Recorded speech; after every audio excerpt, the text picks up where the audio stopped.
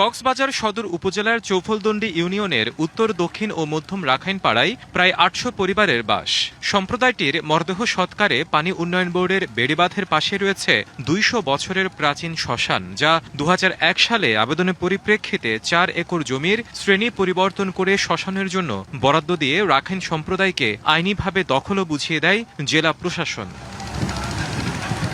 কিন্তু শ্মশানের অধিকাংশ জায়গা জবর দখল করে লবণ ও মাছ চাষের অভিযোগ উঠেছে ৪ ভাই ফজলুল করিম মিন্টু, লাল মিয়া লালু, ইয়ার খান ও একরামুল হকের বিরুদ্ধে। এতে মরদেহ সৎকার নিয়ে দুর্ভোগে রাখাইন সম্প্রদায়। উপায় না থাকায় ধর্মীয় আচার অনুষ্ঠান ও সৎকারের কাজ করতে হয় বেড়িবাঁধে। এই জায়গাটা আমাদের রাখাইন শ্মশান হিসেবে ২০০-৩০০ বছর আগে থেকে ব্যবহার করে আসছে এবং এখনো শ্মশান হিসেবে আছে।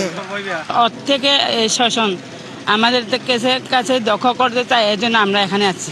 সরকারের কাছে আমরা এটা শ্মশান পাওয়ার জন্য দাবি চাই।